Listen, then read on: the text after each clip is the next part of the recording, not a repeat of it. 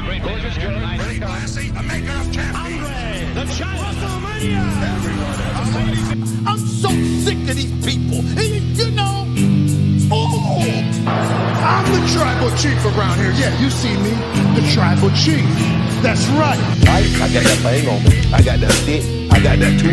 I'm packing. You must be some kind of a dumbass. And I will never retire. You know, this aggression will not stand, man. Now get that garbage out of here. It doesn't matter what you think. It's still real to me, damn it.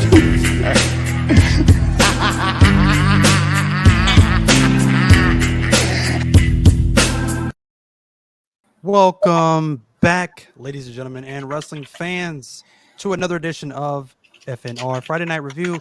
I am your main man for the evening, Cam G. That is Scalz right above me in your top left and in your top right. We have our guest of the evening, Metalcore Mike. Gentlemen, how is it going on your Friday evening? Mike, how's your evening? It's Friday. It's a good evening. You know? Tonight was a really good episode of SmackDown, coming off that kickoff show from last night. Oh, man, we got lots to talk about. Yes, Agreed. absolutely. So you want to get into it? But anyway, we've got Super Bowl this weekend, gentlemen. Yeah, we do. Chiefs, Niners, part 2 from 2020 Super Bowl. So who do we? Well, I mean, if you ask me, it's pretty obvious who's going to win. I think it's going to be the Chiefs. They're going to be the first team to repeat since 03, 04. So, Scalz, your thoughts on this? I want to hear what Mike had to say based off of that face and his reaction to what you I said. was going to say Niners. But I want to know why. And then I'm going to counter his argument. I know you're going to counter my argument. That's okay. Uh-huh. That's fine. I mean, I'm not counting the Chiefs out. You look at how they've been throughout the playoffs. They've been playing better than they've shown all season. They have. Their receivers have played through the postseason better than they have really throughout the whole regular season. And you can never count them out. I mean, they're in their 4th Super Bowl in 5 years. That's saying something. That they are a really, really good team. And Patrick Mahomes alone, as much as I'm not a fan of him, he's a great quarterback. I just watched a replay today, and it wasn't the full game. It was a cut down version of last year's game. Just to kind of see where the Eagles might have gone wrong. They didn't go wrong anywhere. It's just Patrick Mahomes knows how to play in big game situations, knows how to get his team in the position to win in big game situations. And even though the Chiefs are facing some key injuries, it's not going to count them out of this game. But the 49ers are a well put together machine. They've struggled throughout the playoffs. They have. You know, should they have lost against Green Bay? Yeah, they should have. Green Bay should have beat them. Should they have lost last week? No, because the Lions only played one half of football. The Niners scored on 5 straight drives. But I think the 49ers win this game. It's going to be a close game. I mean, my original prediction was a 13-point game. 27-14 was my prediction for this game. That's not a close game. That was my original prediction.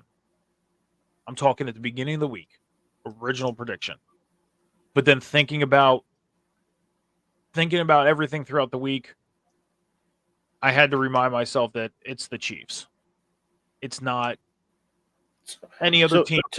to start the week, you gave the 49ers a 13-point win. Point win, yes. If they're going to win, if they win, they're going to win probably by 6. I cut that in half because the Chiefs' defense, they have a hell of a defense. That's their offense scored points, yes, but their defense really, really kept them in games throughout the playoffs too.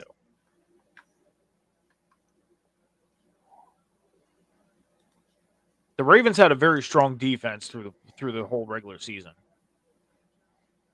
And the Ravens were expected to make it to the Super Bowl. And I said they weren't. They were going to fall.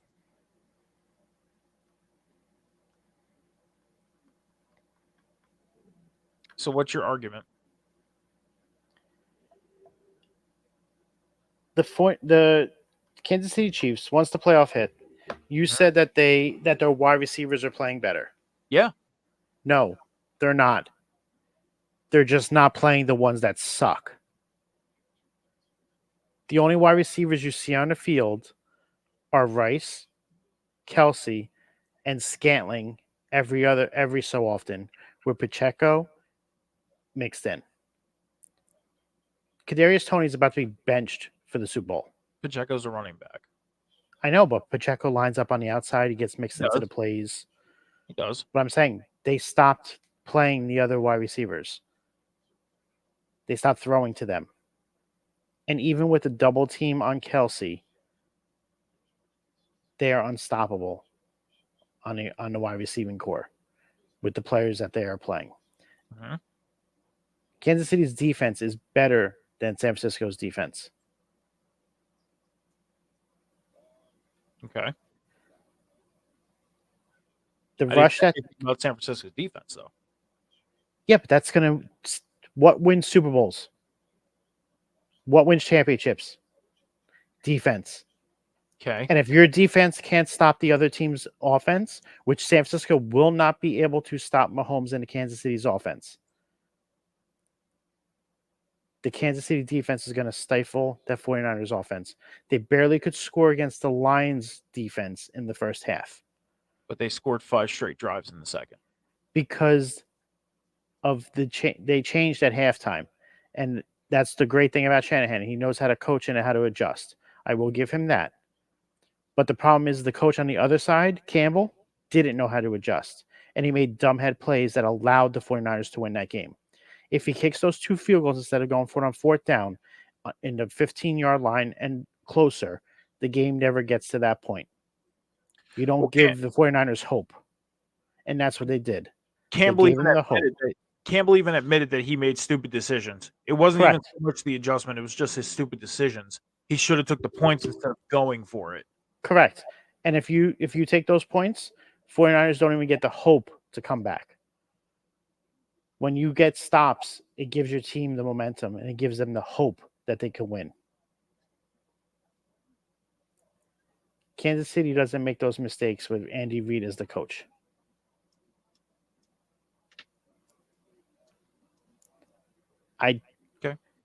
It's essentially a pick 'em game. Right now, the 49ers are favored by 2. It's a pick 'em. And if Kansas City, which I believe they will cause Purdy to be under pressure a lot, he's going to panic and he's going to make those bad throws and bad mistakes. And Kansas City is going to capitalize on them. The defense wins championships. And right now, the 49ers team is not playing like a winning championship caliber team on defense, where the Chiefs are, especially in the playoff run. Okay. And I'm not counting out Kansas City's defense. Like I said, I had the Niners winning by 13 at the beginning of this week.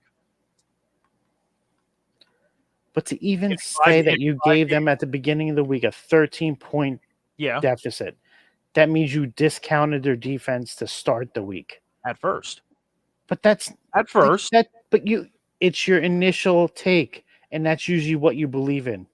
Doesn't matter how you feel afterwards. It's It always does. first impressions. You can adjust on First your impressions are always what last. and you can study your statistics and study the teams and study what they did.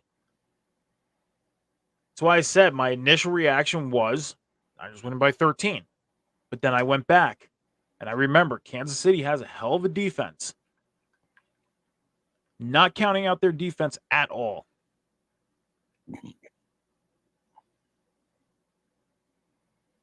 So what do you think the final is going to be now? In my opinion, I still think the Niners win. They win by 6 because you can't count out the Niners offense. Yeah, you can Yes, you sit there can. and say the Chiefs are going to pressure Purdy. Get that. But I think the Niners adjusted to the fact of their mistakes that they made against Baltimore. You can go back to that Baltimore game. Purdy was under a hell of a lot of pressure. That offensive line collapsed. Yeah. They had 2 weeks. Regular season and playoffs are a different animal. I agree with that. They're 2 different seasons. I agree with that. But you keep going back to a regular season game that you're saying they're making adjustments from. Because you make adjustments off of your mistakes that you made earlier. Yeah, but And it's that not was the one of their same. mistakes. It's not the same team. You make adjustments against the same team. I know that. But you got to go back and look at mistakes that you've made, not only in your past 2 games, but you can go back as far as 5 games. You have 2 weeks to get ready for this game. You're going to look at anything and everything, any mistakes you made, not only in the playoffs, but throughout the whole year. You want to make sure you are cleaned up. That's why I said I went back and watched a dumbed-down version of last year's game and said, the Eagles really didn't make any mistakes and lost that game for themselves. It was just the fact that Kansas City was the better team. And they still are. Well, we'll see come Sunday. I'm saying by 6. You got to remember, Mahomes last year in the Super Bowl Had a hurt ankle. played on a sprained ankle. I know. I'm an Eagles fan. Seen that game. And he was still Believe throwing me, on the run and all that kind of stuff like that. Like he was. that was wild. I'm not taking anything away from Patrick Mahomes. As much as I'm not a fan of him, I respect him. I respect him as a player. I respect what he does. And he's going to win more in the future. He's only 6 years into his career. He's young. What, 28 years old? He's got another 10 years in him, maybe more. The way he trains, if he keeps himself healthy, I'm not saying he would surpass Brady as far as age and playing, but He's damn his close. his stats and his playoff stats and his history already surpassed Brady at this point in their careers. Oh yeah, I mean, Brady said CJ Stroud was going to be better than him. So CJ Stroud is a beast. Yeah. he's gotten off to a great start, and he's only going to get better. absolutely. If Dell didn't get hurt this year, they probably would be in the Super Bowl. The Texans are as a team are going to get better as the years go on. I think he's we see them in the playoffs. They're going to get further next year. The 4 main offensive pieces are in the league 2 years or less. I could see CJ Stroud being one of those quarterbacks that he's gonna have, no matter who he has as offensive weapons. I think he'll make some of the guys that you don't really think of on offense, really, like these just no names, and he'll make them look like superstars because he'll just be throwing just darts to everybody. So because that's how Brady was originally. Like early Brady, he was throwing to nobodies really, but he's just so accurate and was so good. So I mean, Stroud had over 4,000 passing yards, 31 touchdowns, 5 interceptions, and in one game threw 3 interceptions. The rest of the season, 2 interceptions between the other 15 games he played, 16 games he played. That's insane for a rookie quarterback. Much deserved on winning Rookie of the Year. Much deserved. Let me ask this real quick. I want to ask you guys real quick. Cam, you'll probably disagree with me because they're in your division. I'm saying you'll probably. I'm not saying you will. I'm just saying you might because they're in your division. I'm Do you afraid guys of what agree you're with gonna say Kevin? next. Do you guys agree with Kevin Stefanski winning Coach of the Year? Now remember, made the playoffs with 5 different quarterbacks. Had arguably one of the best defenses in the league.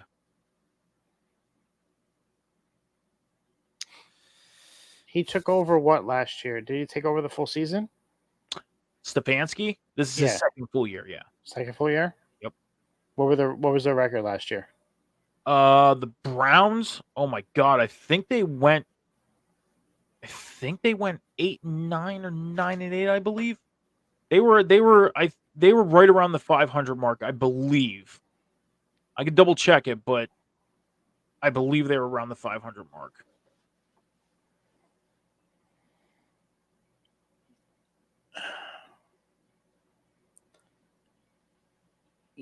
You know they gave it to him because of Flacco, right? Well, I mean, I don't know if it was so much just because of Flacco, but again, like you made the playoffs with 5 different quarterbacks. You had to adjust your gameplay for 5 different quarterbacks. Could I agree that most of it is because of Flacco? Yeah. And the Browns went 7-10 last year, by the way. So I was kind of close. I said like 8-9 or 9-8. They went 7-10. But still, Then no, it's mainly because of Flacco. Then I mean, Flacco came in. Oh my God, he came in. I think around like week 9 or 10-ish.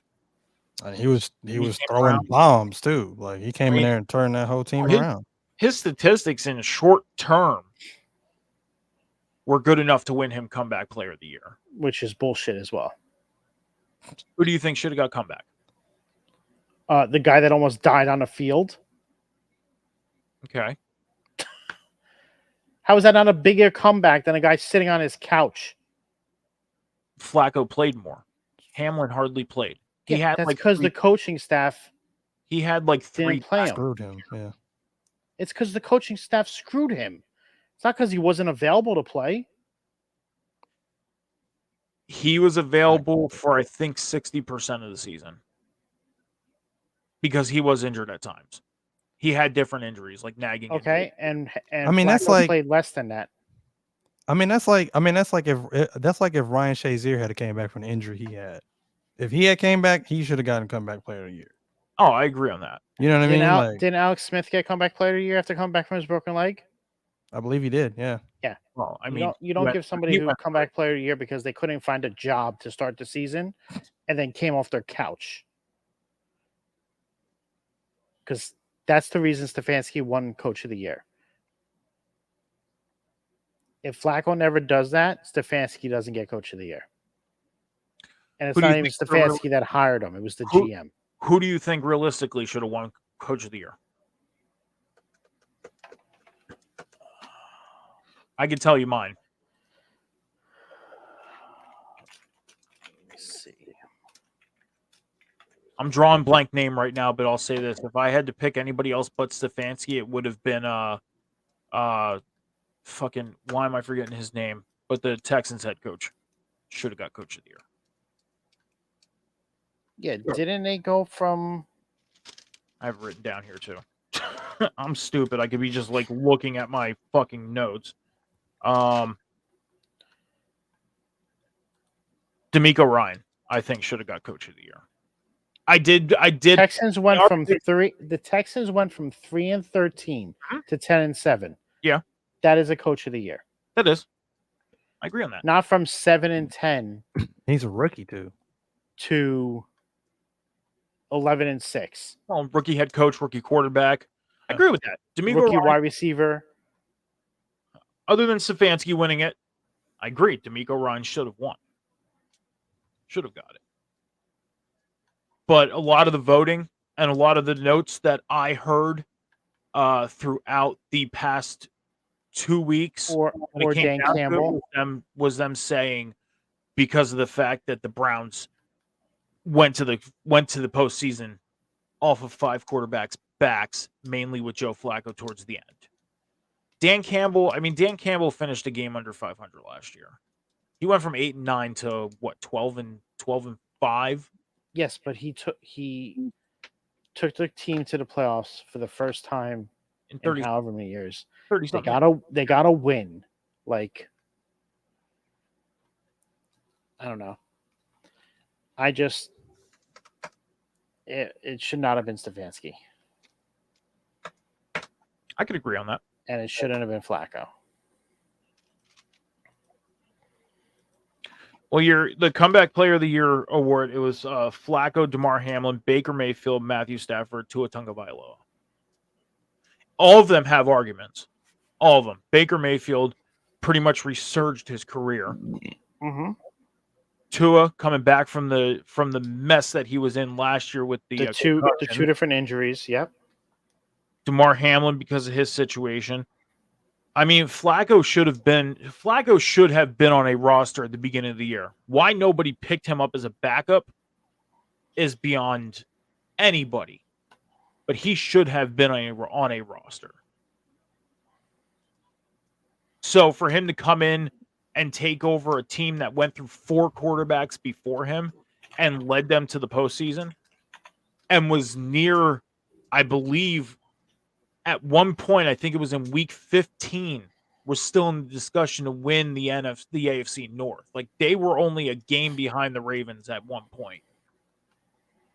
They were not far back. The Ravens took away with it in week 16. But the Browns at one point had an opportunity to win the division. And it's because of Flacco coming in and taking over the team and carrying them in. So that would be his argument for a comeback player of the year. I could see it being DeMar or Tua, especially Tua, because like I said, Tua had a great year. Especially like I said, especially after last year, you know, I mean, throughout his career, he's had a lot of injuries. Like, I looked up like his injury list, just about in his career in general, even in college. Like, he's been pretty injury prone. Yeah. And this year he was pretty much clean, and he was playing angry, almost like pissed off, like the whole year. He was healthy all season. If you get an opportunity, go back and watch Hard Knocks. You see all the behind the scenes with them. I mean, you don't see everything. They don't film everything, but you see pretty much a lot of stuff that's going on behind the scenes. I mean, he did a really great job on keeping himself healthy. He did. Really great job. Tyreek Hill was the one that let himself go with that ankle. Yeah. Because his ankle injury happened a week before it was basically reported, in a sense. Like, it did, and then he tried to play and hurt his ankle in the first quarter on a Monday night game, and that was it. But all right, guys, let's wrap up for the evening. Gone a little longer than expected on the show. So, Mike, where can we find you? Yeah, you can find me at Metal Mike 714 all across the socials: X, TikTok, Instagram, and Snapchat. You can find me on Sunday at 11 a.m. Eastern Standard Time on Rivet City Red Zone with the Candyman and Johnny H. We're going to get you ready for the Super Bowl. We're going to talk about NFL honors. Probably going to talk a little bit about the draft and talk about UFL, because UFL is going to be starting up March 30th. It's kickoff. You catch me on Monday nights with Cam and Sean on the Table Spot right after Monday Night Raw at 11:10 p.m. Eastern Standard Time. And then on Wednesday night on Cam's show, The Boom, right after AEW Dynamite with Cam and Phil at 10:15 p.m. Eastern Standard Time. Cam? Oh, you can find me on TikTok at Cam's Wrestling Corner and at Call Me Cam G. You can find me right here every single Friday night on Off the Top Media, right here on Twitch. Every single Friday night with Scalz and Jamie. You can find me on our other page, River City Radio, right here on Twitch. Every single Monday night with the Boom. Every single Wednesday night with the Boom, with me as the host, and of course this man, Metalcore Mike, and of course Phil Kahn. But you can find me on Monday nights on River City Radio, right here on Twitch with the Table Spot with Mike and of course Sean. And then you can find me on Twitter at Cam and Cheese 317. And if that does not sizzle your bacon, you can find me on Instagram at 317 Bacon, Eggs, and Cam. I am Scalz. You can find me here on Off the Top on both Twitch and YouTube, as well as Off the Top Media _ on TikTok, Twitter, and Instagram. Every Tuesday night on here on Twitch, as well as live on TikTok, we do NXT on Tap. And then Friday nights, back here. Next week, we'll be discussing what happens on SmackDown, and then we'll go over what happened on the Super Bowl. Hope everybody has a great evening, and we'll catch y'all soon.